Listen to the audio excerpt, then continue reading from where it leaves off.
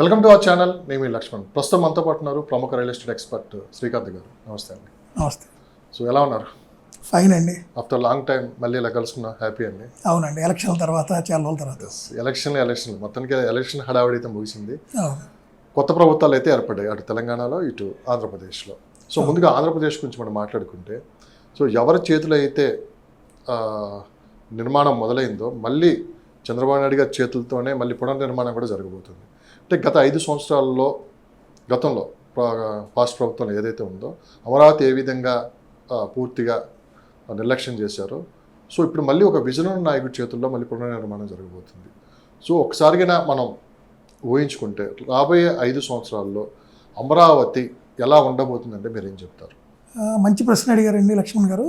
ఇక్కడ మీరు గమనిస్తే ఏదైతే ఆ రోజు అమరావతి అనే దాన్ని ఒక రాజధానిగా అసెంబ్లీ సాక్షిగా ఆ రోజు చంద్రబాబు నాయుడు గారు ప్రకటించడం కానీ, ఆ తర్వాత ప్రజలు కూడా వాలంటీర్గా ఒక 33,000 ఎకరాలు ఆల్మోస్ట్ రాజధానికి స్వచ్ఛందంగా ముందుకొచ్చి గవర్నమెంట్కి ఈ ప్రాంతంలో రాజధాని వస్తే మనకి మంచి ఉద్యోగాలు వస్తాయి, మంచి చదువుకునే కాలేజీలు కానివ్వండి, యూనివర్సిటీలు కానీ వస్తాయి, మంచి వైద్య పరికరాలకు సంబంధించిన సంస్థలు కానివ్వండి, విశ్వవిద్యాలయాలు కానివ్వండి, హాస్పిటల్స్ కానివ్వండి, అట్లా ఇంటర్నేషనల్ స్థాయిలో పెట్టుబడులు బాగా వస్తాయి. డెఫినెట్గా ఈ ఏరియా బాగా డెవలప్ అయితే అటు మనకైనా మన పిల్లలకైనా మంచి భవిష్యత్తు ఉంటుంది. మన కళ్ళ ముందు మన పిల్లలు కూడా ఇక్కడే చదువుకొని ఇక్కడే ఉద్యోగాలు చేసుకుంటూ మనకు తోడుగా మన పక్కనే ఉంటారు అని ఎంతోమంది రకరకాలుగా కలలుగంటం జరిగింది. అవి వాస్తవ రూపం దాలుస్తున్న టైంలో గవర్నమెంట్ మారటం, ఆ తర్వాత 3 రాజధానులని రకరకాల ఇష్యూస్ జరగటం అన్నీ మనం చూసాం. దానివల్ల అటు రాజధాని రైతులు కానివ్వండి, ఎంతోమంది అక్కడ పెట్టుబడులు పెట్టినటువంటి పెట్టుబడిదారులు కానివ్వండి, ప్రతి ఒక్కళ్ళు చాలా ఇబ్బంది పడ్డారు. ఒక్కళ్ళని కాదు, అన్ని వర్గాల వాళ్ళు ఇబ్బంది పడ్డారు. కుల మతాలకు అతీతంగా రాజధానికి అంటే చంద్రబాబు నాయుడు గారిని గురించి మనం అమరావతి గురించి మాట్లాడే ముందు, చంద్రబాబు నాయుడు గారు మొదటిసారి అక్కడ ఏదో ఒక అభివృద్ధి చేయలేదండి. ఒకప్పటి ఉమ్మడి ఆంధ్రప్రదేశ్ రాష్ట్రంలో హైదరాబాద్ మనకు రాజధానిగా ఏదైతే ఉన్నప్పుడు ఆ రోజు చంద్రబాబు నాయుడు గారు అటు హైటెక్ సిటీ పరంగా కానివ్వండి, ఇంటర్నేషనల్ ఎయిర్పోర్ట్కి సంబంధించి కానివ్వండి, ఔటర్ రింగ్ రోడ్ కానివ్వండి, ఎన్నో సంస్థల్ని ఎన్నో డెవలప్మెంట్ యాక్టివిటీస్ని ఆయన డిజైన్ చేయటం, ప్లానింగ్ చేయటం, భవిష్యత్తును అంటే రాబోయే ఒక 25-40 ఏళ్ళని దృష్టిలో పెట్టుకొని ఆయన ఏదైనా ఒక ప్లానింగ్ చేస్తాడండి. అది ప్రజలు ఆల్రెడీ చూశారు ఆయన ఎలా చేశారు. ఎందుకంటే మనందరికీ తెలుసు ఒకప్పుడు మాదాపూర్ అనేది ఎలా ఉండేదో, కొండలు గుట్టలు పనికిరానిది భూమి తప్పితే అక్కడ ఏమీ లేదు. సాయంత్రం 6 దాటితే ఆ పక్కకి ఎవరు వెళ్ళినటువంటి నిర్మానుష ప్రాంతం, ఊరక భూమి స్థానం కూడా ఎవరు తీసుకున్నటువంటి ఏరియా అది.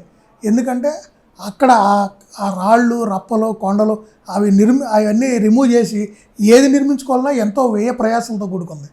అలాంటి ఏరియాలో ఈరోజు మీరు గమనిస్తే హైదరాబాద్లో కల్లా ఒక విలువైన భూమి ఎక్కడుందంటే మనం ఇవాళ హైటెక్ సిటీ ప్రాంతాన్ని చెప్పుకునే పరిస్థితికి తీసుకెళ్లారంటే అది కేవలం ఆయనకున్నటువంటి ముందు చూపు, ఒక ఆలోచన, ఒక ప్రతిభ ఉన్న నాయకుడు ఆచరణలో ఏదైనా సాధించగలడు అని ఆయన నిరూపించాడు ఆయన ఎప్పుడు.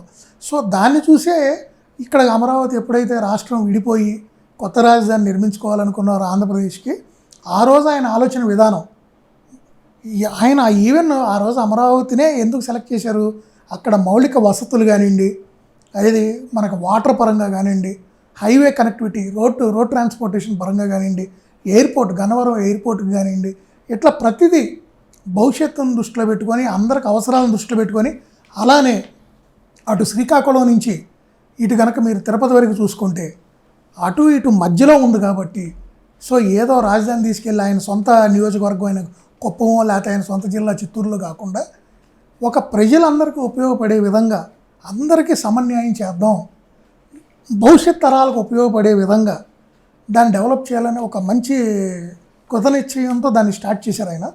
ప్రజలు కూడా దాన్ని స్వాగతించారు. ఆ స్వాగతించడమే కాదు, మనం గమనిస్తే రాజధానికి సంబంధించినటువంటి ఆయన ప్లాన్ చేసి సింగపూర్ వాళ్ళతో ఆయన ప్లాన్ చేసినటువంటి మాస్టర్ ప్లాన్ కానివ్వండి, ఎంతో అద్భుతమైన మాస్టర్ ప్లాన్ మనం అందరం చూసాం. అన్ని స్ట్రైట్ రోడ్స్ కానివ్వండి, అండర్గ్రౌండ్ డ్రైనేజీ, అండర్గ్రౌండ్ ఎలక్ట్రిసిటీ కానివ్వండి, అన్ని పెద్ద పెద్ద రోడ్లు, అసలు ఆ సీడ్ యాక్సిస్ రోడ్లు కానివ్వండి, ఎంతో అద్భుతమైన ప్రణాళిక అయితే రచించారు. ఇప్పుడు ప్రణాళిక చేయడానికే ఒక 2 సంవత్సరాలు టైం పట్టింది. ఇక్కడ అందరూ అంత టైం వేస్ట్ అయింది, ఇంత టైం ఒకటి మనం ఒక చిన్న ఇల్లు కట్టుకునే ఒక ప్లాను మన ఇంట్లో వాళ్ళు మనం కూర్చొని మనందరం నాకు నచ్చిన విధంగా నా భార్యకి నచ్చాలి, నా భార్య నాకు నచ్చిన విధంగా నా తల్లిదండ్రులకు నచ్చాలి, నా పిల్లలకు కూడా నచ్చాల్సిన పరిస్థితి వచ్చింది ఈరోజు జనరేషన్. మా ఇంట్లో ఉన్న మా 5-6గురికి మేము అనుకున్న ఇంటి ప్లాను లేదా ఎవరో కట్టిన ఇల్లు మేము కొనుక్కోవడానికే మేము 5-6 నెలలు పడుతున్నాయి. ఇలాంటి పరిస్థితుల్లో ఒక రాజధానికి సంబంధించి ఎన్ని ఆలోచనలు చేయాలి, ఎంత ప్లానింగ్ ఉండాలి, ఎంత ఖర్చుతో కూడుకున్న వ్యయంతో కూడుకుంది, ఎక్కడ ఖర్చు తగ్గించుకోవాలి, ఎంత తక్కువలో ఎంత బెటర్ డెవలప్మెంట్ చేయాలి, అందరికీ ఆమోదయోగ్యంగా ఎలా తీసుకెళ్ళాలి, ఎవరిని నొప్పించకుండా అందరినీ మెప్పించుతూ అటు గవర్నమెంట్కి రూపాయి మిగలాలి రేపు.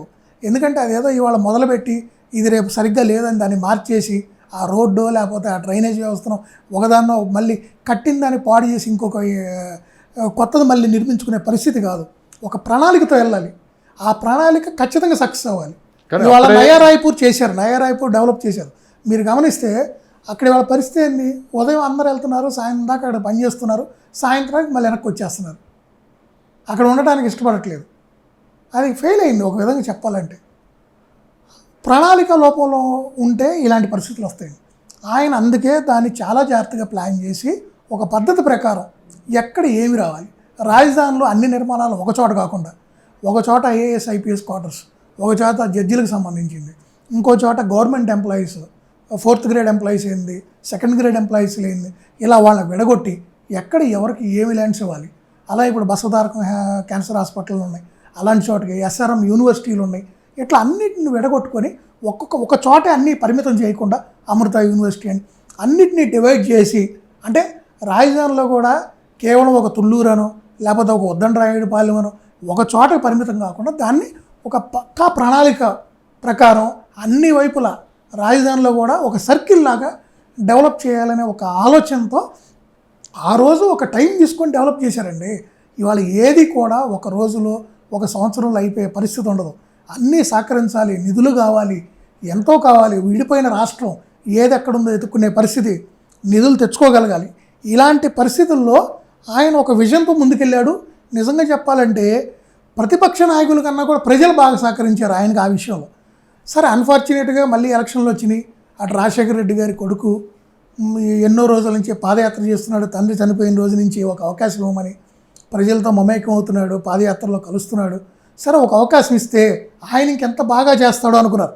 ఈవెన్ మీరు గమనిస్తే అసెంబ్లీలో ఆ రోజు చంద్రబాబు నాయుడు ఏదైతే అమరావతి రాజధానిగా ప్రకటించినప్పుడు మేము 100% ప్రజల కోసం మేము సపోర్ట్ చేస్తున్నాం అని చెప్పి ఒప్పుకున్నటువంటి జగన్మోహన్ రెడ్డి తర్వాత కూడా ఎలక్షన్కి వెళ్ళే ముందు కూడా నా మీద విమర్శలు చేస్తున్నారు, నేను రాజధానిలో నేను వస్తే రేపు రాజధాని ఉంచనని తీసేస్తానని, లేదు నేను కూడా ఇక్కడ ఇల్లు నిర్మించుకున్నాను అని ఆయన గృహప్రవేశం చేయడం జరిగింది. వాళ్ళ పార్టీ నాయకులు కూడా రకరకాల మీటింగులు పెట్టి దాన్ని హైలైట్ చేయడం జరిగింది. కానీ తీరా చూస్తే ఏం జరిగింది, ఏదైతే ఆ రోజు చంద్రబాబు నాయుడు గారు కానివ్వండి, అటు టీడీపీ నాయకులు కానివ్వండి, ఈవెన్ ఇటు పవన్ కళ్యాణ్ గారు కానివ్వండి, అందరూ చెప్తూనే వచ్చారు, ఈ ఒక్కసారికి అవకాశం ఇవ్వండి, ఈసారికి మళ్ళీ అవకాశం ఇవ్వండి, రాజధాని నిర్మితం అవుతుంది, ఇప్పుడు కరెక్ట్ దశలో వెళ్తున్నాం మనము, అన్నీ రెడీ అయినాయి అంటే ఎగ్జిక్యూషన్లోకి వెళ్ళే టైంలో ఎన్నికలు రావడంతో ఇవన్నీ ఒక్కసారిగా తారుమారయ్యే పరిస్థితి వచ్చిందండి. ఎప్పుడైతే జగన్మోహన్ రెడ్డి 3 రాజధానులు అన్నాడో రాజధానిని అతను కంప్లీట్గా చంపేశాడు అని నేను కాదు, ఎంతోమంది మేధావులు, ఎంతోమంది రియల్ ఎస్టేట్ నాలెడ్జ్ ఉన్న వ్యక్తులు, రియల్ ఎస్టేట్లో పెట్టుబడి పెట్టినటువంటి సామాన్యుల ప్రజలు కూడా తెలుసుకున్నారు.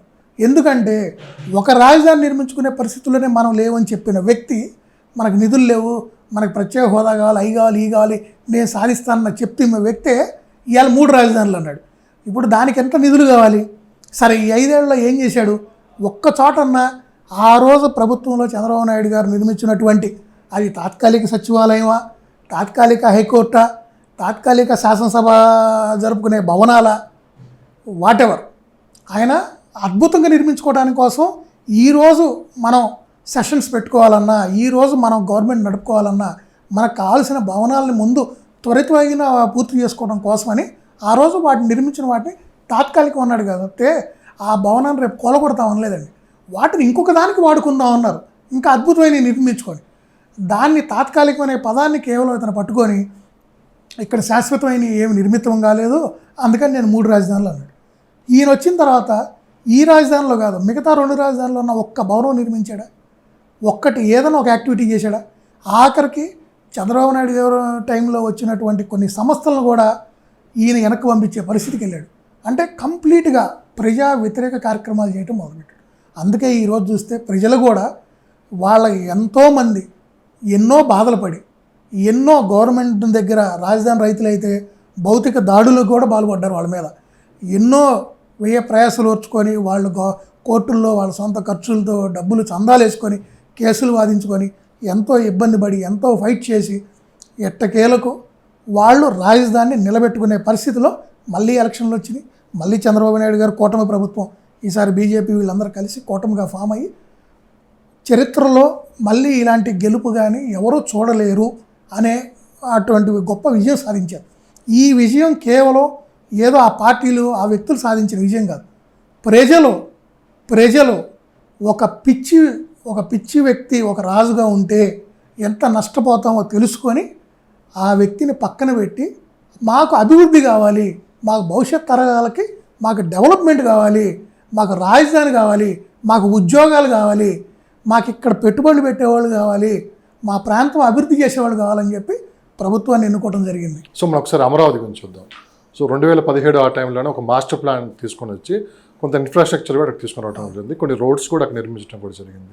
సో తర్వాత ప్రభుత్వం మారిన తర్వాత మొత్తం అదంతా జంగల్, మొత్తం ఒక అడవిలాగా మారిపోయింది. అయితే ఈరోజే పనులు కూడా మొదలుపెట్టారు మంత్రి నారాయణ గారు. ముందుగా 29 గ్రామాలలో మొత్తం సిఆర్డీఓ పరిధిలో ఉన్న ఏరియా మొత్తం జంగిల్ మొత్తం క్లియర్ చేయాలి, అప్పుడు అసలు మనం ముందుకు ఎలా వెళ్ళాలని చెప్పి కూడా ఒక ప్లాన్తో ముందుకు వెళ్దామని చెప్పి ఈరోజు పనులు మొదలుపెట్టారు. సో ఒకసారి ఈ జంగిల్గానే క్లియర్ అయితే సో వీళ్ళ మాస్టర్ ప్లాన్ ఎలా ఉంటుంది, నెక్స్ట్ తీసుకున్న బెస్ట్ స్టెప్ ఎలా ఉంటుంది? ఖచ్చితంగా అండి.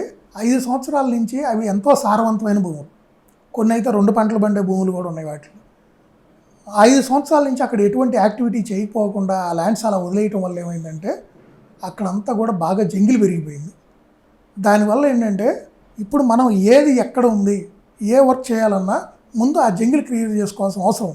అందుకనే దానికి ఒక 36 నుంచి 40 కోట్ల అంత బడ్జెట్ అవుతుందని చెప్పి ఇమీడియట్గా దాన్ని శాంక్షన్ చేసి నెక్స్ట్ 2-3 నెలల్లో ఈ జంగిల్ మొత్తం క్లియర్ చేయబోతున్నారు. ఒక నెల అటు ఇటుగా 3 to 4 మంత్స్లో అయితే ఈ వర్క్ అవుతుంది. ఈ వర్క్ అయిపోయిన తర్వాత వాళ్ళు ఫస్ట్ చేయబోయే యాక్టివిటీ ఏంటంటే ఈ మెయిన్ ఒక 4 నుంచి 5 మెయిన్ రోడ్స్ ఉన్నాయండి. సీడ్ యాక్సిస్ రోడ్ కానివ్వండి, మొత్తం ఏవైనా రాజధానిలో ఒక ఎండ్ నుంచి ఒక ఎండ్కి వెళ్ళడానికి అవసరమైనటువంటి మెయిన్ రోడ్స్ ఒక 4 నుంచి 5 ఫస్ట్ త్వరితగిన అవి పూర్తి చేసి ఏదైతే రాజధానిని స్వాగతించి ఒక వ్యక్తి పిలుపుకి విలువిచ్చి ప్రజలు 33,000 ఎకరాలు ఏదైతే స్వచ్ఛందంగా ఇచ్చారో ఏమీ ఆశించకుండా వాళ్ళకి ఈ రోజుకి వాళ్ళ ప్లాట్ ఎక్కడ ఉందో తెలియని పరిస్థితి, కేవలం కాగితాల మీద చూపించుకోవడం, కాగితాల మీద ఏ ట్రాన్సాక్షన్ చేసుకున్నా ముందు వాళ్ళకి ఆ మౌలిక వసతులు డెవలప్ చేసి లేఅవుట్ లాగా రోడ్లు, పార్కులు, డ్రైనేజీలు, కరెంటు ఇవి ఈ మౌలిక వసతులు డెవలప్ చేసి వాళ్ళ ప్లాట్లు వాళ్ళకి త్వరితగిన ఇస్తే కనుక నెక్స్ట్ 2 సంవత్సరాల్లో కనుక మినిమం 2 years పడుతుందండి. దాంట్లో ఎటువంటి సందేహం లేదు. దీంట్లో నేను మళ్ళీ చెప్తున్నా, ప్రజలకు కానీ అటు ప్రతిపక్ష నాయకులకు కానీ మార్కెట్లు విశ్లేషకులకు కానీ నేను ఎవరికైనా ఒకటి చెప్తున్నా, ఓవర్ నైట్ ఏదీ కాదు, టైం పడుతుంది. జంగిల్ క్లియరెన్స్ అవ్వాలి, తర్వాత మార్కింగ్ చేయాలి, రోడ్స్ ఫామ్ చేయాలి, రోడ్స్ ఫామ్ అయిన తర్వాత లేఅవుట్స్ అన్నీ మార్క్ చేయాలి.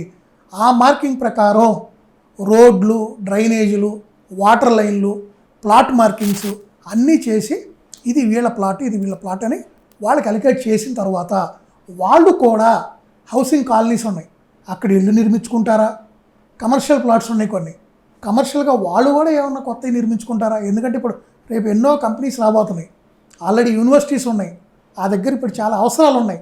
ఇప్పుడు ఆ యూనివర్సిటీ చదువుకునే ప్రజలు చాలామంది పిల్లలు ఉన్నారు, వాళ్ళు కొంతమందికి అక్కడ హాస్టల్ సదుపాయం ఉంది, కొంతమందికి లేదు, కొంచెం 10 కిలోమీటర్ల అవతల ఒక ఊరికాడి నుంచి వస్తారు.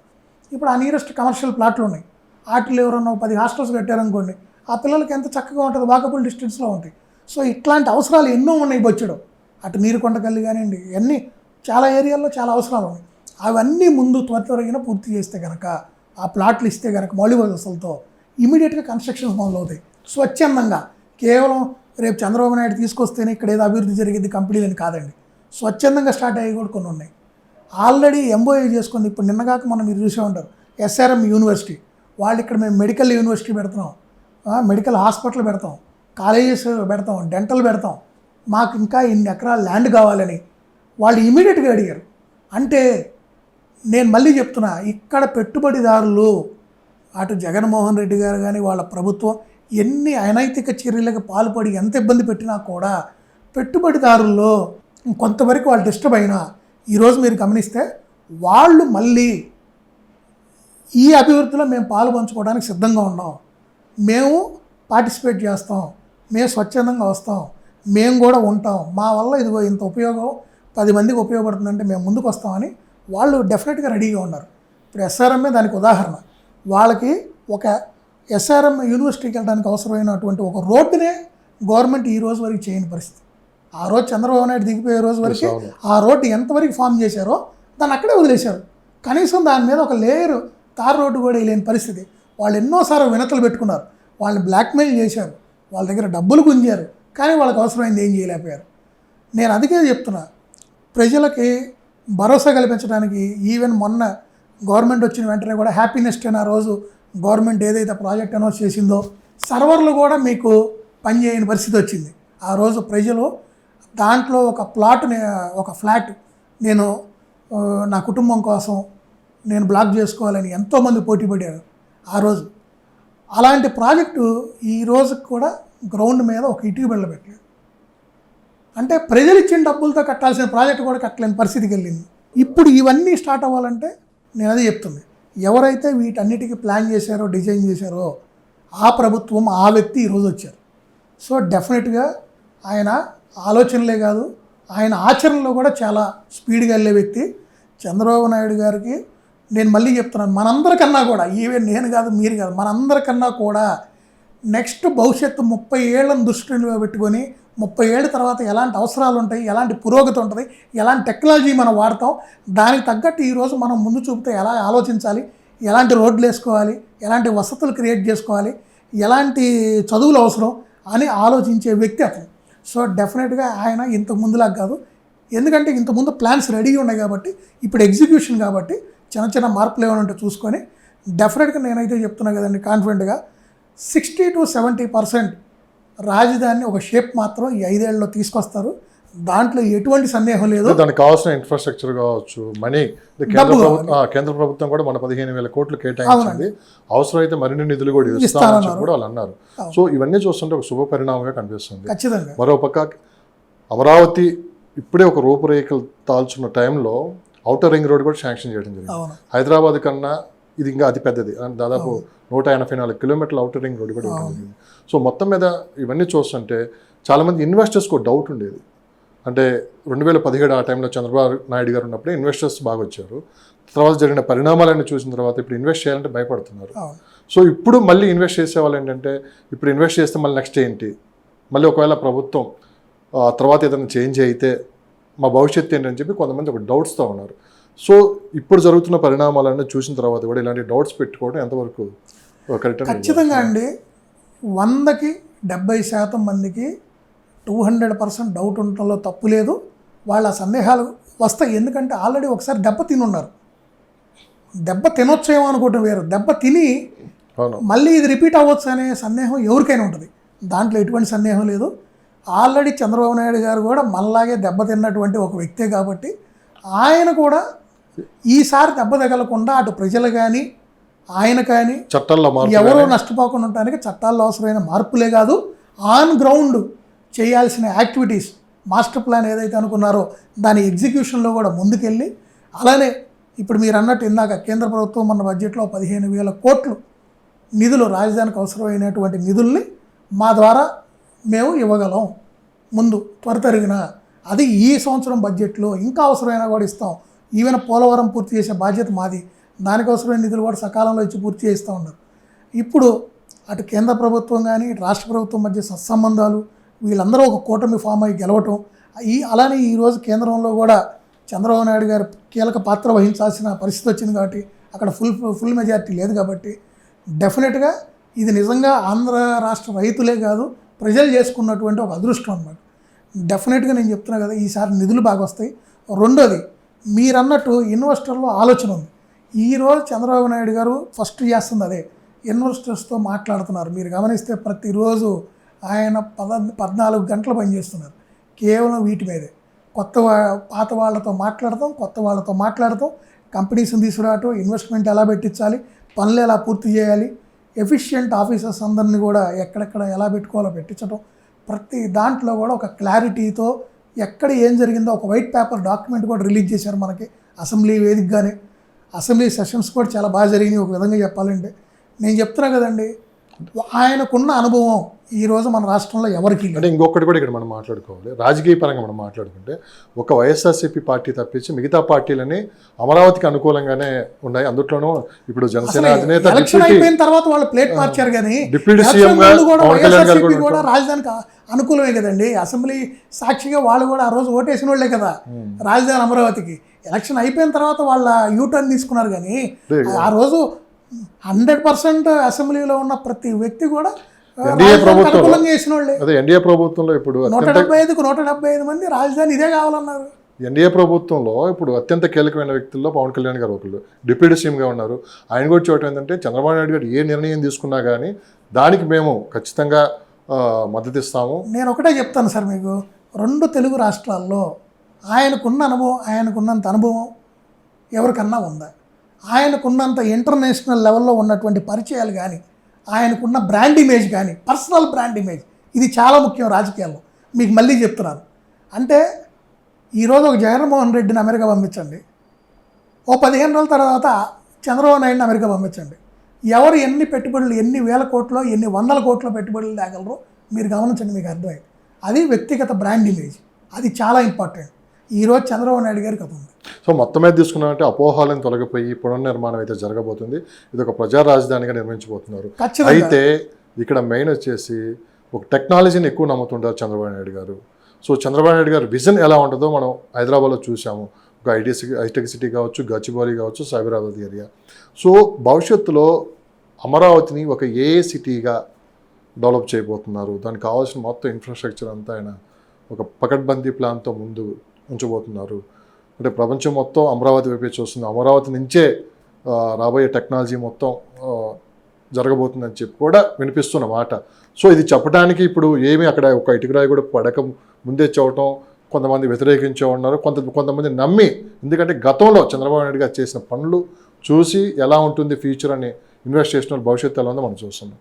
సో ఇప్పుడు ఎలా ఉండబోతుంది అమరావతి రాబోయే 5-10 సంవత్సరాల్లోనే ఎలాంటి రూపురేఖలు మార్చుకోబోతుంది అంటే? మీకు భవిష్యత్ అంతా ఆర్టిఫిషియల్ ఇంటెలిజెన్స్ అండి. ఆ రోజు ఐటీ డెవలప్ చేస్తున్నప్పుడు కూడా ఐటీ వల్ల మనకు ఉపయోగాలు ఏంటి అన్ని అందరూ సందేహించిన రోజులు, సందేహించిన వ్యక్తులే. ఈవెన్ ప్రజలు కూడా ఐటీలో లక్షల కొద్ది జీతాలు మనకు వస్తాయని ఎవరూ నమ్మలేదు. మన పిల్లలు సంపాదిస్తారు, వీటి వల్ల వాళ్ళ భవిష్యత్తులు మారిపోతాయి, మన భవిష్యత్తులు మారిపోతాయని ఎవరు నమ్మలా. ఒక 2-3 సంవత్సరాలు పోయిన తర్వాత వాటిల్లో ఉద్యోగ అవకాశాలు ఇవన్నీ చూసిన తర్వాతే ఈ రోజు వరకు కూడా ఇంజనీరింగ్లో ఇవాళ పేపర్లో కూడా మీరు చూసే ఉంటారు, 80-85% ఫిల్అప్ అయిపోయినాయి సిఎస్సి సీట్లు. కంప్యూటర్ సైన్స్ ఇంజనీరింగ్ సీట్లు అన్నీ హాట్ కేకుల్లాగా వెళ్ళిపోతున్నాయి. ఎందుకు వెళ్ళిపోతున్నాయండి? కేవలం ఐటీలో ప్రజలకి కనిపించినటువంటి ఉద్యోగ అవకాశాలు, సంపాదన, వీటిని దృష్టిలో పెట్టుకొని. అలానే భవిష్యత్ అంతా ఆర్టిఫిషియల్ ఇంటెలిజెన్స్, ఏఐ.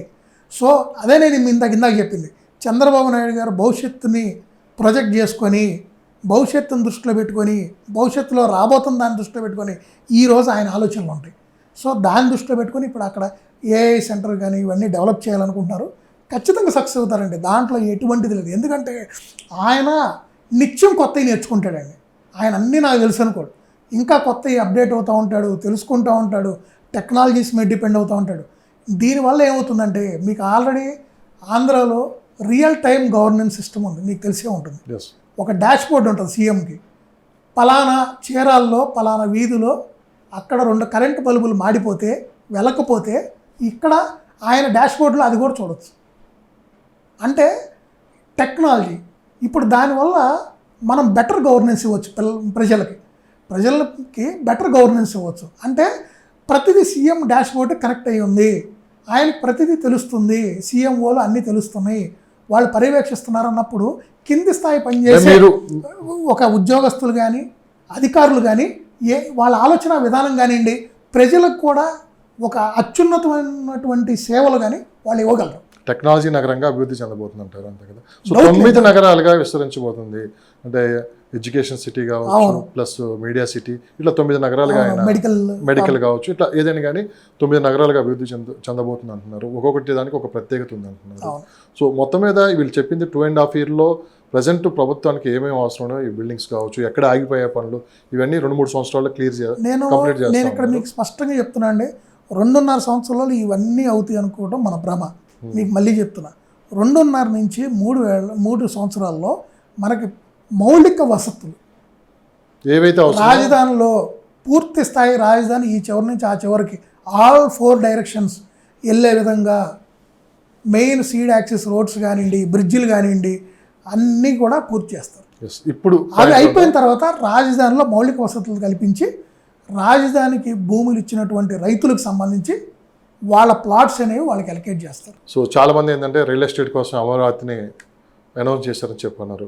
అవన్నీ కాదు, ప్రజా రాజధానిగా నిర్మాణం అవుతుంది, ప్రజలు కూడా అమరావతి కావాలని చెప్పి స్పష్టమైన తీర్పు అయితే పొలిటికల్గా మనం చూస్తే వాళ్ళు తీర్పు ఇచ్చారు. సో ఇప్పుడు ఇన్వెస్టర్స్ అసలు అమరావతిలో ఎక్కడ ఇన్వెస్ట్ చేయాలి? ఒకటి ఇప్పుడు ప్రజెంట్ చూస్తుంది ఏంటంటే కోర్ క్యాపిటల్ ఏరియాలోనే ఎక్కువ మంది ఇన్వెస్ట్ చేయడానికి ఆసక్తి చూపుతున్నారు. ఎందుకంటే ఫస్ట్ చంద్రబాబు నాయుడు గారి ఫోకస్ దీని మీద ఉందని చెప్పి 9 కిలోమీటర్లు ఏదైతే ఉందో ఈ కోర్ క్యాపిటల్ ఏరియా, అక్కడ ఇన్వెస్ట్ చేయడానికి ఎక్కువ ఆసక్తి చూపుతున్నారు. ఏది ఇప్పుడు ఇన్వెస్ట్ చేస్తే రాబోయే 2 సంవత్సరాల్లో మళ్ళీ మంచి రిటర్న్స్ వస్తాయి. ఇలా కాకుండా లాంగ్ టర్మ్ ఇన్వెస్ట్ చేసే వాళ్ళకి 29 గ్రామాలే కాదు, అమరావతి చుట్టుపక్కల కూడా ఎక్కడ ఇన్వెస్ట్ చేస్తే రాబోయే 5-6 సంవత్సరాల్లో ఒక మంచి అప్రిషియేషన్ ఉంటుందంటే మీరు ఏం చెప్తారు? ఇక్కడ వెరీ క్లియర్ అండి, అందరూ కూడా కోర్ క్యాపిటల్లోనే కొనుక్కోలేరు. ఇక్కడ ఫస్ట్ పాయింట్, ఒక్కొక్క ఇన్వెస్టర్ దగ్గర ఒక్కొక్క బడ్జెట్ ఉంటుంది, కొన్ని పరిమితులు ఉంటాయి వాళ్ళకి. ఇప్పుడు ప్రతి ఒక్కళ్ళు ₹1 పెట్టుకోలేరు, ప్రతి ఒక్కళ్ళు 10 లక్షలే పెట్టగలరు. ఎవరి బడ్జెట్ వాళ్ళది. కొంతమంది 10 లక్షల బడ్జెట్లో చూస్తారు, కొంతమంది 25 లక్షల్లో చూస్తారు, కొంతమంది 50 లక్షల్లో చూస్తారు, కొంతమంది 10 కోట్లు, కొంతమంది 5 కోట్లు, ఇలా రకరకాలు ఉంటారు సెగ్మెంట్స్. అక్కడే వాళ్ళు డివైడ్ అయిపోతారు. First point. రెండోది, మీకు కోర్ క్యాపిటల్లో ఏదైతే ఇన్వెస్ట్మెంట్స్ మీరు అనుకుంటున్నారో, మీరు ఆల్రెడీ అక్కడ రాజధాని స్టార్ట్ అయిన రోజు నుంచి కానీ ఈ రోజుకి కానీ అక్కడ విపరీతమైన రేట్లు ఉన్నాయి, దాంట్లో ఎటువంటి సందేహం లేదు. ఆల్రెడీ 45 నుంచి 50 వేల రూపాయలు అనేది ఆల్రెడీ, ఇంకా రకరకాలు, ఇంకా పెరిగింది కానీ తగ్గదు. రెండోది, మీకు ఇందాక ఏదైతే మీకు చెప్పానో ఔటర్ రింగ్ రోడ్ అని, మీరు ఈ ఔటర్ రింగ్ రోడ్డుని బేస్ చేసుకొని కనుక మీరు ఇన్వెస్ట్ చేసుకుంటే నెక్స్ట్ 5 సంవత్సరాల్లో అద్భుతమైన ఫలితాలు చూస్తారు, దాంట్లో ఎటువంటి సందేహం లేదు. నేను ఇదే మాట గత 5-10 సంవత్సరాల క్రితం కూడా, మీకు మినిమం 10 years బ్యాక్ నేను హైదరాబాద్లో కూడా చెప్పాను. ఔటర్ రింగ్ రోడ్ అంటే ఎక్కడో ఊరు బయట ఉంది, దానివల్ల మనకు ఉపయోగం ఏంది, ఆ బయట నుంచి వచ్చే వాళ్ళకి కానీ సిటీలో వాళ్ళకి ఉపయోగం. సిటీ అనేది ఏంటి? ఈరోజు మనం ఉందే సిటీ కాదు, భవిష్యత్తు విస్తరణ కూడా సిటీయే. ఒకప్పుడు జిహెచ్ఎంసీ పరిధి ఎంతవరకు ఉంది, ఈరోజు ఎక్కడి వరకు ఉంది? ఈ సిటీ కొత్తగా పెరుగుతూ ఉంటుంది, కలుస్తూ ఉంటుంది. సిటీలో జనాభా పెరిగే కొద్ది సిటీ ఎక్స్పాండ్ అవుతూ ఉంటుంది. అలా ఈరోజు ఔటర్ రింగ్ రోడ్డు దగ్గర మీరు గమనిస్తే హైదరాబాద్లోనే చుట్టూ ఈ సర్కిల్లో మీరు ఏ వైపు వెళ్ళినా, ఏ మూలకి వెళ్ళినా గజం 70,000 తక్కువ ఎక్కడ ఉందా? కొన్ని ఏరియాలో ఇంకా 1,00,000-2 లక్షలు కూడా ఉంది.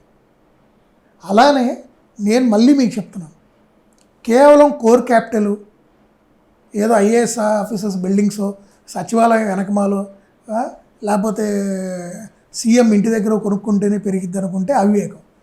మీకు ఔటర్ రింగ్ రోడ్ ఏదైతే ప్రపోజ్ చేశారో ఆల్రెడీ ఇది అప్రూవ్డ్, 1-2 సంవత్సరాలు అటు ఇటు అది పూర్తవుతుంది, దాంట్లో ఎటువంటి సందేహం లేదు. దాన్ని బేస్ చేసుకొని మన జేబులో, మన పరిధిలో, మన దగ్గర ఎంత ఇన్వెస్ట్ చేయగలమో ఆ ఫండ్ను కనుక ఇన్వెస్ట్ చేసుకుంటే కనీసం ఒక 5 నుంచి 10 సంవత్సరాలు టైం పెట్టుకొని డెఫినెట్గా నేను మీకు మళ్ళీ చెప్తున్నాను, మీ రూపాయి ₹10 నుంచి ₹20 అవుతుంది, దాంట్లో ఎటువంటి సందేహం లేదు. ఎందుకంటే మీకు ఇక్కడ చిన్న లాజిక్, చంద్రబాబు నాయుడు గారు ఉన్నప్పుడు రాజధానిలో రేట్లు ఎలా ఉన్నాయి, చంద్రబాబు నాయుడు గారు లేరు, గత 5 సంవత్సరాలు రాజధాని పరిస్థితి ఏంటి అందరికీ తెలుసు. మనకి రూపాయి వస్తువు పావలాకు కూడా కొనేవాళ్ళు లేరు. ఈరోజు మరి చంద్రబాబు నాయుడు వచ్చారు, ఇంకా అభివృద్ధి జరగల, జస్ట్ గెలిచి వాళ్ళు ఒక 45-50 రోజులు మాత్రమే అయింది. కానీ ఆ రోజు ఆయన దిగిపోయే రోజు మీ రూపాయి విలువ ఎంత ఉందో ఈరోజు అంత ఉందా లేదా? Straight question. ఎప్పుడైనా అది అంటే 5 సంవత్సరాల పాటు ఏమీ లేని రాజధానిలో రూపాయిది పావలాగా పడిపోయిన చోట ఈరోజు అదే రూపాయికి వెళ్ళింది, అక్కడ ఏమీ జరగల. పాలించే ఒక వ్యక్తి మారాడు అంతే. అదే ఇంక అభివృద్ధి జరిగితే అక్కడ ఇంకెంత అవుతుంది, ఆ రూపాయి ఎన్ని రెట్లు పెరగచ్చు. అది రియల్ ఎస్టేట్. నేను మీకు అదే చెప్తున్నాను, వెయిట్ చేయండి, తొందర పడకండి. ఎవరూ శాశ్వతం కాదు, ఇక్కడ నాయకుడు అనేవాడు శాశ్వతం కాదు. రాజకీయాల్లో గెలుపోవటంలో సహజం. ఇవాళ ఒక వ్యక్తి ఉంటాడు, రేపు ఇంకొకళ్ళు వస్తారు. కానీ ప్రజలు చాలా తెలివి కలవాళ్ళు. వాళ్ళకి ఎవరు ఉపయోగపడతారో ఒక అవకాశం ఇంకోళ్ళకి ఇస్తారు. ఇప్పుడు ఒక వ్యక్తికి ఇచ్చారు, చూస్తారు, తర్వాత ఇంకోసారి ఇంకోళ్ళకి ఇచ్చారు. ఇప్పుడు వాళ్ళకి అర్థమైంది ఎవరు ఉపయోగం, ఎవరుంటే మనకు మంచిది, భవిష్యత్తు బాగుంటుంది మన పిల్లలకైనా మనకైనా. సో ఇప్పుడు చంద్రబాబు నాయుడు గారు వచ్చారు కాబట్టి ఇవన్నీ డెవలప్మెంట్ యాక్టివిటీస్ అన్ని పుంజుకుంటాయి. ఏదైతే మీరు అనుకున్నారో దాన్ని ఒక 4-5 సంవత్సరాల మీ రిటర్న్స్ అనేవి కొంచెం లేట్ అయింది, కానీ డెఫినెట్గా నెక్స్ట్ 2-3 ఇయర్స్లో మంచి రిటర్న్స్ వస్తాయి. దాంట్లో ఎటువంటి సందేహం లేదు. ఇప్పటివరకు ఏంటంటే ఉమ్మడి ఆంధ్రప్రదేశ్లో, హైదరాబాద్లో ఆంధ్రప్రదేశ్ నుంచి వచ్చిన వాళ్ళు ఎక్కువ మంది ఇక్కడ రియల్ ఎస్టేట్లో బిజినెస్ చేశారు. దాదాపు 50% ఉంటారు మ్యాక్సిమం. సో చాలామంది ఏంటంటే ఇప్పుడు కొంతమంది అమరావతి వైపు చూస్తున్నారు. వాళ్ళ కంపెనీస్ అమరావతిలో కూడా పెట్టి అక్కడ డెవలప్మెంట్స్కి ఒక ప్లానింగ్ అయితే రెడీ చేసుకున్నారు. అంటే గవర్నమెంట్ ఎప్పుడైతే ప్రాజెక్ట్ అనౌన్స్ చేస్తుందో అక్కడ వెంచర్స్ కావచ్చు, లేదంటే అవుటర్ రింగ్ రోడ్ కింద తుది దశకి వస్తే అక్కడ కూడా కొన్ని ప్లాన్లు చేసింది. సో రేట్లు ఏమైనా పెరిగే అవకాశం ఉందా వీళ్ళంతకీ అక్కడ ఎంటర్ అయితే? ఇప్పటికీ కొంతమంది అక్కడికి ఏమైనా షిఫ్ట్ అయ్యారా కొన్ని కంపెనీస్? మీకు ఆల్రెడీ ఇంతకుముందు స్టార్ట్ చేసి ఆగిపోయినటువంటి ప్రైవేట్ వెంచర్స్ కూడా ఇమీడియట్గా స్టార్ట్ చేశారు. మళ్ళీ వాళ్ళు కూడా రోడ్స్ అన్నీ క్లీన్ చేసి మళ్ళీ సేల్స్ మొదలుపెట్టారు. ఇవే కాకుండా ఇప్పుడు కొత్తగా కూడా చాలామంది ఇన్వెస్టర్స్ అక్కడికి వెళ్ళి వెంచర్లు అయిపోతున్నారు. ఇది నిజం, దీంట్లో ఎటువంటి సందేహాలు లేవు. మూడో పాయింట్, ఇప్పుడు వీళ్ళందరూ వెళ్ళటం వల్ల అక్కడ రేట్లు పెరుగుతాయి అంటే ఖచ్చితంగా పెరుగుతాయి.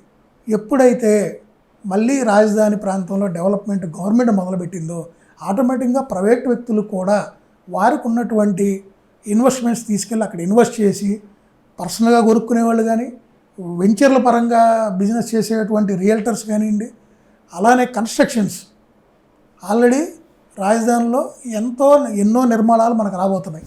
దాంట్లో వాళ్ళకి ఎన్నో అవసరాలు ఉంటాయి. రేపు అక్కడికి వచ్చేటువంటి ఉద్యోగస్తులకు కానివ్వండి, వ్యాపారస్తులకు కానివ్వండి, వాళ్ళ నివాసాలు ఉండటం కానివ్వండి, వాళ్ళకి అవసరమైనటువంటి మౌలిక వసతులకు సంబంధించి కానీ. సో భవిష్యత్తులో డెఫినెట్గా మీకు రోజు రేట్లు పెరిగాయి కానీ తగ్గవు, దాంట్లో ఎటువంటి సందేహం లేదు. ఎందుకంటే ఇప్పుడు డెవలప్మెంట్ అనేది ఇక గ్రాడ్యువల్గా స్పీడ్ అందుకుంటుంది. ఒకసారి జంగిల్ క్లియరెన్స్ ఇవన్నీ వెళ్ళగానే ఫాస్ట్ పేస్లో డెవలప్మెంట్ స్టార్ట్ అయింది. ఈవెన్ మీరు గమనిస్తే ఇందులో భాగంగానే ఇప్పుడు మన కన్స్ట్రక్షన్కి అవసరమైనటువంటి 3 స్టీల్, శాండ్, సిమెంట్, దాంట్లో ఇప్పుడు శాండ్ని ఫ్రీ చేశారు. ఇవి ఉచితంగా ఇసుకిస్తుంది గవర్నమెంట్. దీనివల్ల నిర్మాణ రంగం ఎంత స్పీడ్, ఎంత చక్కగా ముందుకెళ్తుందండి. అది ఒక దోహదం చేసేదిగా.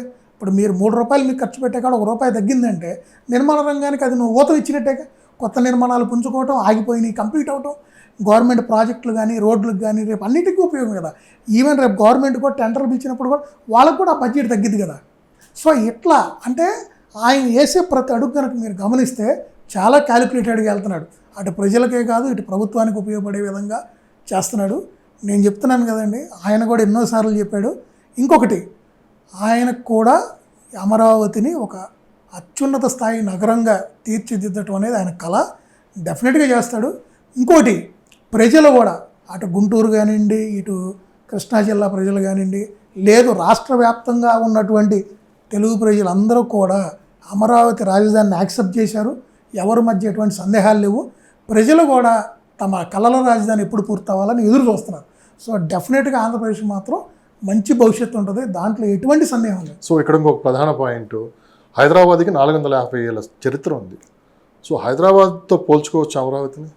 ఒకటి, లాస్ట్ 5 సంవత్సరాలు కనుక అదే చంద్రబాబు నాయుడు గారు గవర్నమెంట్ ఉండి అదే ఫేస్ ఆఫ్ డెవలప్మెంట్లో కనుక జరిగినట్టయితే ఖచ్చితంగా 2030కి అటు అమరావతి కానీ, ఇటు తెలంగాణలో ఉన్న మనకు ఉన్నటువంటి హైదరాబాద్ రాజధాని కానీ సమఉజ్జీలుగా నిలిచాయి.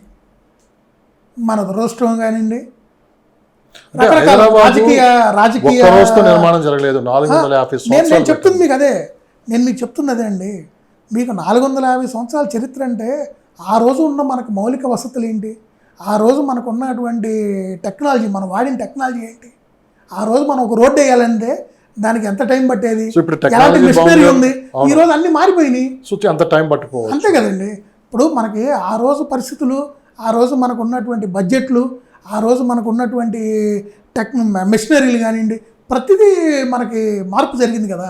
సో ఈ రోజు ఉన్నటువంటి వసతులు, ఈ రోజు ఉన్నటువంటి టెక్నాలజీ, ఈ రోజు మనకు అందుబాటులో ఉన్న మెషినరీ, ఈ అన్నిటినీ మనం దృష్టిలో పెట్టుకుంటే నేను మళ్ళీ చెప్తున్నాను మీకు, లాస్ట్ ఈ 5 సంవత్సరాలు జరిగిన ఏదైతే రాజధాని వర్క్ ఆగిపోవటమే కదా, డిస్ట్రాక్షన్ జరిగింది. ఈ డిస్ట్రాక్షన్ వల్ల జరిగినటువంటి నష్టాన్ని మనం మళ్ళీ పూరించుకొని మనం మళ్ళీ ముందుకెళ్ళి మళ్ళీ ఈ 2 రాజధానులు ఒక అత్యున్నత స్థాయిలోకి వెళ్ళాలంటే మాత్రం ఖచ్చితంగా ఇంకొక 15 ఏళ్ళు అయితే పడుతుందండి. దాంట్లో ఎటువంటి సందేహం లేదు. మరో పాయింట్, ఎన్ఆర్ఐలు కావచ్చు, కొంతమంది ఇన్వెస్టర్స్ అమరావతి లోకల్లో కాకుండా అమరావతికి ఒక 30-40 కిలోమీటర్ల సరౌండింగ్స్లో ఇన్వెస్ట్ చేయొచ్చా అని చెప్పి చాలామంది అడుగుతున్నారు. సో అంటే లాంగ్ టైం ఇన్వెస్ట్ చేసే వాళ్ళకి ఇది అయితే రైట్ టైం అని చెప్పి కొంతమంది ఎక్స్పర్ట్స్ చూస్తున్నారు. సో మీ దృష్టిలో 40 నుంచి 50 కిలోమీటర్ల పరిధిలో ఇన్వెస్ట్ చేసే వాళ్ళకి మీరు ఏం చెప్తారు? ఖచ్చితంగా మీకు వ్యవసాయ భూముల పరంగా కావాలి, భవిష్యత్తు దృష్టిలో పెట్టుకొని అనుకుంటే వ్యవసాయ భూములు ఒక 30-40 కిలోమీటర్ల పరిధిలో కనుక రాజధానికి కొనుక్కుంటే ఫ్యూచర్ ఖచ్చితంగా బాగుంటుంది. దాంట్లో ఎటువంటి సందేహం లేదు. ఎప్పుడైనా లాంగ్ టర్మ్ దృష్టిలో పెట్టి కొనుక్కునే ప్రతిదీ కూడా మంచి రిటర్న్స్ వస్తాయి. ఎంత ఇప్పుడు ఎంత ఉన్నాయి రేట్లు? ఒక అమరావతికి 40 కిలోమీటర్ల దూరంలో, అంటే ఫర్ ఎగ్జాంపుల్ మన 2-3 ఆ లొకేషన్స్ గురించి మాట, క్రోసూర్ అనే ఏరియా ఉంది, ఆ అమరావతికి అక్కడికి ఒక 45 కిలోమీటర్స్ ఉంటుంది. ఇటు ప్లస్ ఒక 20 నుంచి 25 లక్షలు ఉన్నాయండి అక్కడ భూములు, మంచి భూములు, రకరకాల భూమిని బట్టి రేట్ ఉంటుంది. సో భూమిని బట్టి రైటే. సో అంటే 20 నుంచి 25 లక్షలు, 30 లక్షలు, 40 లక్షలు వేసుకుందాం. ఇప్పుడు రైట్ టైం అయినా 40 లక్షలు పెట్టుకోండి, కొనుక్కోవచ్చు, ఇబ్బంది. సో 5 సంవత్సరాల తర్వాత రోడ్లు ఎన్ని పూర్తయినాక అన్ని పెరిగిపోతాయండి.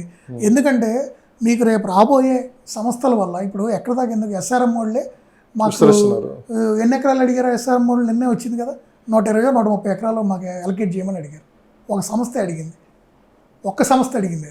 ఇప్పుడు రేపు ఎన్నో సంస్థలు వస్తాయి. ఇప్పుడు వాళ్ళందరికీ ల్యాండ్స్ కావాల్సిందే కదా. ఇట్లా ఈ ల్యాండ్స్ ఇచ్చుకుంటూ వెళ్తున్నప్పుడు ఏమవుతుందంటే రేపు గవర్నమెంట్ మరి వాళ్ళ ఆఫీసులు నిర్మించుకోవడానికి కానివ్వండి, గవర్నమెంట్ క్వార్టర్స్ నిర్మించుకోవడానికి కానివ్వండి, వాళ్ళకి చాలా భూములు కావాలి. శ్రీకాంత్ గారు, ఒక విషయం, అపోహాలు సృష్టిస్తున్నారు కొంతమంది అమరావతిపై. గత 5 సంవత్సరాలు ఏ విధంగా అపోహాలు సృష్టించారో దాన్నే కొంతమంది పనిగట్టుకొని కొన్ని అపోహాలు సృష్టించి తొందరపడి మీరు అక్కడ ఇన్వెస్ట్ చేయొద్దని చెప్పి కొంతమందిని వాళ్ళ మీకు రాజధానిలోనే కదండి, ఇలాంటివి హైదరాబాద్లో కూడా ఎన్నో మనం చూసామండి. ఔటర్ రింగ్ రోడ్డు జరుగుతున్నప్పుడు కూడా నేను మీకు అదే చెప్పాను. దానివల్ల ఉపయోగం లేదు, అక్కడ అది వేస్ట్, ఇది వేస్ట్, అది ఎవరు వాడరు, అసలు అది పూర్తి అవ్వదు, అది ఏదో 2 రోడ్లు కలిపి అక్కడ దాకా వదిలేస్తారు, డబ్బులు లేవు, దానివల్ల భవిష్యత్తు లేదన్నారు. ఎక్కడ దాకా ఇప్పుడు రీజనల్ రింగ్ రోడ్డే ఉంది. ఈరోజు ఎంతమంది ఏమంటున్నారు? ఇప్పుడు నేను నన్ను అడిగితే రీజనల్ రింగ్ రోడ్డుని బేస్ చేసుకొని కొనుక్కున్న వాళ్ళందరూ ఈరోజు కొనుక్కుంటే 10 సంవత్సరాల తర్వాత వాళ్ళు బెస్ట్ రిటర్న్స్ చూస్తారని నేను చెప్తాను. అలా ఇప్పుడు నాలాంటి కొంతమంది మీకు రియల్ ఎస్టేట్కి సంబంధించిన నిపుణులు ఎవరినైనా అడిగితే వాళ్ళల్లో అందరూ ఇలానే చెప్పరుగా. కొంతమంది ఏం చెప్తారు, ఏమండి ఇప్పుడు అక్కడ రీజనల్ రింగ్ రోడ్డు అది ఎప్పుడు రావాలో, అది ఎప్పుడు చేయాలో, అంత దూరం పోయి కొనుక్కోవడం మాకు ఉపయోగం ఏందంటారు. ఇప్పుడు వాళ్ళకి అర్థం కావట్లా. గత 10 సంవత్సరాలు ఎప్పుడైతే పోయిన సంవత్సరం ఏం జరిగింది, ఈ సంవత్సరం ఏం జరిగింది కాదు, ఒక 10 సంవత్సరాలు వెనక్కి వెళ్ళి చూడండి. ఆ రోజు మన హైదరాబాద్ పరిమితులు ఎక్కడ దాకా ఉన్నాయి, బౌండరీస్ ఎక్కడ దాకా ఉన్నాయి, ఏ ఏరియాలో రేట్లు ఎంత ఉన్నాయి, ఈ 10 ఏళ్ల తర్వాత ఈరోజు మీరు ఎంతవరకు హైదరాబాద్ మళ్ళీ పెరిగింది, ఎంతవరకు దాని విస్తీర్ణం పెరిగింది. 10 సంవత్సరాల క్రితం ఒక శంషాబాద్ ఏరియాలో గజం ఎంత ఉంది, ఈరోజు ఎంత ఉంది అని ఒక్కసారి అలా మీరు సిటీ చుట్టూ ఉన్న 4 కార్నర్స్కి వెళ్ళి కనుక మీరు ఎంక్వైరీ చేసుకుంటే, నన్ను అడగక్కర్లా, ఆ ఏరియాలో నివాసం ఉంటున్న 10 మందిని అడిగితే సామాన్య ప్రజలే చెబుతారు. సో ఐటీ భవిష్యత్తులో మంగళగిరి చుట్టుపక్కల ఉండొచ్చు అని చెప్పి కూడా ఒక మాట వినిపిస్తుంది. చాలా మంది ఎన్ఆర్ఐలు కూడా ఏంటంటే అక్కడ ఇన్వెస్ట్ చేయడానికి ఎక్కువ మంది. నేను ఒక్క మాట చెప్తానండి, ఒక మంగళగిరి, ఒక గుంటూరా, లేకపోతే ఒక రాజధానిలోని ఒక గ్రామాన్ని కాదు, ఒక ఐటీ కానివ్వండి, ఏదో ఒకటి ఎడ్యుకేషనల్ పరంగా కానివ్వండి, వాట్ ఎవర్ నేను అనేది ఏంటంటే ఒక 5 కిలోమీటర్లు అటు రావచ్చు, ఒక 5 కిలోమీటర్లు ఇటు రావచ్చు. వాళ్ళ అవసరాలు తగ్గట్టు ప్లాన్లో ఏంటంటే మార్పులు చేర్పులు జరగవచ్చు. సో దానివల్ల ఏంటంటే వాళ్ళ మంగళగిరి అని మనం ఒక పేరు చెప్పడం అయితే కరెక్ట్ కాదు. నేనైతే ఒకటి, ఇది ఫిక్స్, ఇది ఇక్కడ అని చెప్తేనే నేను అది చెప్తానండి, అంతేగాని ఊహాజనితమైనది నేను చెప్పను. కానీ ఒకటైతే చెప్పగలను, గుంటూరు విజయవాడ కన్నా కూడా మంగళగిరి చాలా అద్భుతంగా డెవలప్ అయింది, దాంట్లో ఎటువంటి సందేహం లేదు. అంటే భవిష్యత్తులో మంగళగిరి, అమరావతి, గుంటూరు, విజయవాడ ఇది మహానగరంగా విస్తరించాలి ఖచ్చితంగా. ఔటర్ రింగ్ రోడ్ కూడా ఈ చుట్టే వస్తుంది. అవునండి, మీకు ఆ రింగ్ అనేది, మీకు ఔటర్ రింగ్ రోడ్ అనేదే వాళ్ళు భవిష్యత్తును దృష్టిలో పెట్టుకొని ప్లాన్ చేశారండి. అంటే ఏదో ఈ 10 సంవత్సరాల్లో, రాబోయే 10 సంవత్సరాల్లో ఈ రాజధానిలో ఉన్నటువంటి రైతులకి ఇవ్వగా పోగా గవర్నమెంట్కి మిగిలిపోయినటువంటి ల్యాండ్స్ ఉన్నాయో, ఈ డెవలప్మెంట్స్ ఇవన్నీ 10 ఏళ్ళలో అయిపోయి ఆ ఎలకేషన్స్ అయిపోతే మళ్ళీ ప్రభుత్వం భవిష్యత్ అవసరాలను దృష్టిలో పెట్టుకొని డెవలప్ చేయడానికి మళ్ళీ ల్యాండ్ బ్యాంక్ కావాలి. సో దానికి తగ్గట్టు ఈ ఏరియాని ఇప్పుడే వాళ్ళు అవుటర్ రింగ్ అని చెప్పి ఒక రింగ్ రోడ్ వేసి ఫ్యూచర్ని దృష్టిలో పెట్టుకొని ఇప్పుడే ప్లాన్ చేస్తున్నారు. రేపటిని దృష్టిలో పెట్టుకొని ఇప్పుడే చేస్తున్నారు. సో ఒక ఇన్వెస్టర్ వచ్చాడండి రాజధానిలోనే నాకు ఇన్వెస్ట్ చేద్దామని వచ్చాడు. అతనికి ఈరోజు రాజధానిలో అక్కడి ప్రైస్ కానివ్వండి, అక్కడి విలువ ప్రకారం అంత ల్యాండ్ ఇవ్వలేని పరిస్థితి వస్తే, సార్ ఇదిగోండి ఇంకొక 10 కిలోమీటర్ల లోతలు తీసుకోండి, ఇక్కడ కూడా రింగ్ రోడ్ వస్తుంది, దీని నుంచి మీకు యాక్సెస్ రోడ్లు వస్తాయి, రాజధానికి యాక్సెస్ రోడ్లు ఇస్తారు కదా పెద్ద రోడ్లు వేసి, సో అక్కడి నుంచి మీకు ఇంకొక అంతా 10 నిమిషాలు పావుగంట డిస్టెన్స్ పెరిగిద్ది. కానీ మీకు అభివృద్ధి చేసుకున్నారనుకోండి, అటు ఎయిర్పోర్ట్కి వెళ్ళాలన్నా చక్కగా ఇట్లా అవుటర్ రింగ్ రోడ్ ఎక్కెళ్ళొచ్చు, మీరు మౌలిక వసతులన్నీ మేము క్రియేట్ చేస్తామని చెప్పి అట్లా కొంత ఇండస్ట్రీస్ని మళ్ళీ కొంచెం డివేట్ చేసుకునే అవకాశాలు కూడా ఉంటాయి. కేవలం కోర్ క్యాపిటల్ అని కాకుండా ఇలా ఈ రింగ్ అనేది బేస్ చేసుకొని డెఫినెట్గా నేను చెప్తున్నా కదా, మొత్తం మౌలిక వసతులు క్రియేట్ చేస్తాడు ఆయన.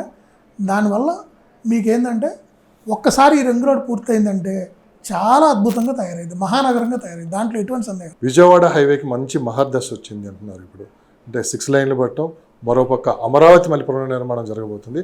డైరెక్ట్గా విజయవాడ వెళ్ళే పని లేకుండా హైదరాబాద్ నుంచి వెళ్ళేవాళ్ళు డైరెక్ట్గా అమరావతి వెళ్ళడానికి దాదాపు 90 కిలోమీటర్లు తగ్గడానికి కూడా ఒక రోడ్ నిర్మిస్తున్నారు. సో ఆ విజయవాడ హైవేకి పూర్వవయం ఎక్కడైతే రియల్ ఎస్టేట్ స్టార్ట్ అయిందో హైదరాబాద్లో ఫస్ట్, సో మళ్ళీ అక్కడే మంచి భవిష్యత్తు ఉండబోతుందని చెప్పి కూడా వినిపిస్తున్న మాట. సో ఎలా ఉంటుంది నందిగామ ఆ ప్రాంతాలు అటు సైడ్ తీసుకున్నామంటే, ఇటుపక్క తీసుకున్నా నందిగామ దగ్గర మీకు అవుటర్ రింగ్ రోడ్ కూడా కలుస్తుంది విజయవాడ హైవేలో. RRR కూడా అటు హైదరాబాద్కి దాదాపు డిస్టెన్స్. అంటే నేను మీకు ఇంతకుముందు కూడా చెప్పాను, అంతకుముందు మీ దగ్గర జరిగినటువంటి ఇంటర్వ్యూలో కూడా, ఇటు తెలంగాణ రాజధాని హైదరాబాద్ ఏదైతే ఉందో, అటు ఆంధ్ర రాజధాని అమరావతి ఏదైతే ఉందో, రేపు ఈ రెండూ కూడా ఒక ఇండస్ట్రియల్ కారిడార్ కింద భవిష్యత్తులో రూపాంతరం చెందుకుంటాయి, దాంట్లో ఎటువంటి సందేహం లేదు. సో దాన్ని దృష్టిలో పెట్టుకొని ఇప్పుడు 6 లైన్ చేయబోతున్నారు.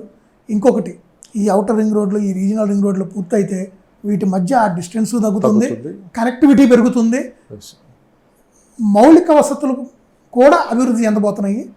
ట్రైన్ సిస్టమ్ ఇప్పుడు రీజనల్ రింగ్ రోడ్ చుట్టూ కూడా రైల్వే ట్రాక్స్ కూడా డెవలప్ చేయబోతున్నారు. సో ఇవన్నీ కూడా ఏంటంటేనండి, ఈ 2 రాష్ట్రాల మధ్య దూరం తగ్గించడమే కాదు, వీటి మధ్య ఉన్నటువంటి ఆ డెవలప్మెంట్, ఇంటర్ డెవలప్మెంట్ ఏదైతే ఉందో చాలా స్పీడప్ చేస్తుంది. సో ఇక భవిష్యత్తులో నాకు తెలిసి నెక్స్ట్ 10 ఏళ్లలో హైదరాబాద్ నుంచి గుంటూరుకి మీరు బై రోడ్ వెళ్ళాలన్నా ఈరోజు నాకు తెలిసి 4:30 గంటల్లో బై రోడ్ వెళ్ళొచ్చు. విజయవాడ అయితే 4 అవర్స్లో వెళ్ళిపోతున్నాం. భవిష్యత్తులో మీరు చూస్తే ఒక ట్రైన్ ఎక్కితే 2 గంటల్లో విజయవాడ వెళ్ళిపోతారు. బై రోడ్ వెళ్ళినా కూడా 2:30 నుంచి 3 గంటల్లో విజయవాడ వెళ్ళే పరిస్థితి వస్తుంది. అంటే ఎప్పుడైతే మీకు ఈ డిస్టెన్స్ ఆర్ ఈ కనెక్షను టైం సేవ్ అవుతుందో, మీకు అటు ట్రాన్స్పోర్టేషన్ పరంగా కానివ్వండి, ఇవన్నీ కూడా చాలా మిగులుతాయి. మీకు రాష్ట్రం పేకల్లో తప్పుల్లో ఉంది. రాష్ట్రం దగ్గర డబ్బులు లేవు. అసలు డబ్బులు లేకుండా ఇంత పెద్ద ఎత్తున రాజధాని నిర్మిస్తామని చెప్పి చంద్రబాబు నాయుడు గారు చెప్తున్నారని చెప్పి ప్రతిపక్షాలు అంటున్నారు. సో గతంలో కూడా గ్రాఫిక్స్ అంటూ పెద్ద ఎత్తున ప్రజలను మోసం చేశారు. సో ఈసారి కూడా అదే జరగబోతుందని చెప్పి మళ్ళీ కొత్తగా ఒక రాగం అనేది మొదలుపెట్టారు. కానీ గతంతో పోల్చుకుంటే చంద్రబాబు నాయుడు గారు ఈసారి చాలా గ్రాఫిక్స్ అంటే ఉన్న టైంలో ఎలా ఉండబోతుందో చూపించారు. కానీ దీన్ని ఇప్పుడు ఆచరణలో పెట్టబోతున్నారు. సో ఇలా నెగిటివ్గా చూసే వాళ్ళకి మీరేం చెప్తారు? ఒకటండి, ఆయన గ్రాఫిక్స్ అయితే చూపించాలని నాకు తెలిసినంత వరకు, ఆయన చేయబోతున్నటువంటి అభివృద్ధికి సంబంధించిన ప్లాన్స్ అవి ఎలా ఉంటాయి, అవి పూర్తయితే మనకి ఎలా ఉండొచ్చు అని ప్రజలకు అర్థమయ్యే విధంగా 20 సంవత్సరాలు జరగబోయేది ముందే అవి చూపించడం జరిగింది. తప్పితే కేవలం ఏదో గ్రాఫిక్స్ చూపించిన పరిస్థితి అయితే కాదు. అదే ప్రకారం ఆన్ గ్రౌండ్ ఎగ్జిక్యూషన్ మొదలుపెట్టిన తర్వాత ఎన్నికలు రావడం, గవర్నమెంట్లు మారటం, ఇవన్నీ జరిగిపోయినాయి. ఒకటి, ఆయన ఏదైనా చేయగలిగిన వ్యక్తి అండి. ఆయనలో ఆ టాలెంటు, ఆయనలో ఆ శక్తి. ఇంకొకటి, ఆయన నమ్మి పెట్టుబడులు పెట్టడానికి ఆఖరికి వరల్డ్ బ్యాంక్ లాంటి సంస్థలు కూడా ఏది ఇంత డ్యామేజ్ జరిగిన తర్వాత కూడా మేము ఉంటాం మీ వెనకాల, మీరు ప్లాన్ చేయండి, మీ రాజధాని డెవలప్ చేయండి అని అందరూ ముందుకు వస్తున్నారు. నేను మళ్ళీ చెప్తున్నాను మీకు, మీరు అందరూ 100% వాస్తవం. ఈరోజు పేకల్లో అప్పుల్లో ఆంధ్రప్రదేశ్ ఉంది. అది ఎందుకు వల్ల అలా జరిగిందో అందరికీ మీకు తెలుసు. ఎందుకంటే ఇది మన రాజకీయ చర్చ వేదిక కాదు కాబట్టి మన రాజకీయాల గురించి ఎక్కువ మాట్లాడి కూడా నేను చెప్పను. ఒకప్పుడు ఆయన దిగిపోయే రోజు 3.5 లక్షల కోట్లు ఉన్నటువంటి అప్పు ఈరోజు 9.5 లక్షల కోట్లకి వెళ్ళింది. మరి అది ఎందుకు జరిగింది, ఏం అభివృద్ధి చేశారు ఆ లక్షల కోట్ల రూపాయలతో అనేది భగవంతుడికి తెలియాలి, ఆ చేసిన వాళ్ళకి తెలియాలి. సో దాని గురించి కన్నా కూడా నేను ఒకటే చెప్తున్నాను, ఇక్కడ ఎప్పుడైనా ఒకటి గుర్తుపెట్టుకోండి, మనకి ఆదాయం గనక సృష్టించుకోగలిగితే, అలాంటి వనరులను మనం అభివృద్ధి చేసుకోగలిగితే ఈ అప్పులు ఇవన్నీ నథింగ్ అండి. కరెక్ట్. ఈరోజు తెలంగాణలో చంద్రబాబు నాయుడు చేసి వెళ్ళింది కూడా అదే ఆ రోజు.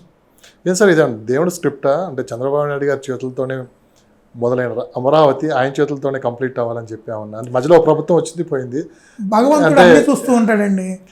శాశ్వతంగా భగవంతుడు అందరికి అవకాశం ఇస్తాడు, మంచివాడికి ఇస్తాడు, చెడ్డవాడికి ఇస్తాడు, దొంగకి చాలా ఇస్తాడు, గొప్ప అవకాశం. దుర్మార్గుడికి హంతకుడికి కూడా అవకాశం ఇస్తాడు. అలా అని ప్రతిరోజు ఒకళ్ళకి ఎవరండి, భగవంతుడు కూడా అందరికి ఇస్తాడు. అలా ఆ రోజు జగన్మోహన్ రెడ్డి కూడా ఒక అవకాశం ఇచ్చాడు. అతను నాకు ఒక అవకాశం కావాలన్నాడు, ప్రజలు ఇచ్చారు, భగవంతుడు ఇచ్చారు. కానీ దాన్ని అతను దుర్వినియోగం, రాజధాని నిర్మాణం అనేది కానీ అతను దుర్వినియోగం చేసుకున్నాడు దాన్ని. అదే అతను కనుక సద్వినియోగం చేసుకొని ఈరోజు ఆ రోజు చంద్రబాబు నాయుడు గారు ఔటర్ రింగ్ రోడ్ ప్లాన్ చేశారండి, అది అందరికీ తెలుసు. కానీ దాన్ని పూర్తి చేసింది ఎవరు? రాజశేఖర రెడ్డి గారు. ఎలా ఎంత కష్టపడి పూర్తి చేశాడో మీ అందరూ తెలుసా? ఎంత కష్టపడ్డా తెలుసానా? ఎస్సీ కార్పొరేషన్కి సంబంధించిన నిధులను కూడా కొన్ని మళ్లించి ఆ ప్రాజెక్ట్ పూర్తి చేశాడు. ఎక్కడ రాజీ పడలా. దీన్ని పూర్తి చేస్తే దీనికి మూలం ఆయన చంద్రబాబు నాయుడు అని ఆయన పేరు వచ్చిద్దాని అనుకోవాలి. ఈ రోజు కూడా నేను మళ్ళీ చెప్తున్నా, రాజశేఖర రెడ్డి గారు కొన్ని విధానపరమైన నిర్ణయాల్లో కొంత కులాలకి మతాలకి కొంత లోబడి కొన్ని పనులు చేశాడనే, కానీ అవి పక్కన పెడితే, అంటే వ్యక్తిగత ప్రయోజనాలు కొంతమంది అటు తన కొడుకైనా కానీ బంధువులకైనా ఏదో కొంత ఆయన ఎదుగుదలలో వచ్చిన వాళ్ళతో ఆయన ఇదయ్యాడనే తప్పితే చాలా నిర్ణయాలు ప్రజలకు ఉపయోగపడేవి, చాలా మంచి చేశాడు ఆయన. ఆరోగ్యశ్రీలు కానీ చాలా గొప్పగా చేశాడు. సో అభివృద్ధి మాత్రం ఎక్కడ ఆపలేదండి. వీళ్ళు చేశారని వాళ్ళు ఆపటం అలాంటి ఒకప్పుడు ఎప్పుడు మనం చూడాలి. రాజధాని నిర్మించడం అనేది దేశం మొత్తం మీద ఎవరైనా తీసుకుంటారు, అది ఒక అదృష్టం అండి, అదృష్టంగా కలిగినటువంటి ఒక అదృష్టం. దాన్ని కంప్లీట్ చేస్తే చరిత్రలో అంతేగా మరి.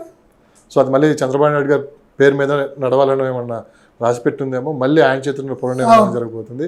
చాలామంది ఇన్వెస్టర్స్ కూడా చాలా అపోహలు ఉన్నాయి, ఆ అపోహలు కూడా త్వరలోనే తొలగిపోతాయి. ఎందుకంటే ఎప్పుడైతే ఈ జంగిల్ మొత్తం క్లియర్ చేస్తారో, దాని రూపురేఖలు అంతా మార్చేసిన తర్వాత సో పెద్ద ఎత్తున ఇన్వెస్టర్స్ కూడా మళ్ళీ పెట్టుబడిదారులు ఇన్వెస్టర్స్ ఎప్పుడైతే యథావిధిగా వచ్చి వాళ్ళ కార్యకలాపాలు మొదలు పెడతారో అప్పుడు ఆటోమేటిక్గా ఇక్కడ ఉన్నటువంటి ప్రజలు కానీ, ఇక్కడ మళ్ళీ ఏదైతే రాజధానిలో పెట్టుబడి పెడుతున్నటువంటి ప్రజలకు కానివ్వండి, వ్యాపారస్తులకు కానివ్వండి, అపారమైన నమ్మకం ఏంటి, వాళ్ళకు కూడా పూర్తి స్థాయిలో అన్నీ తెలుస్తాయి.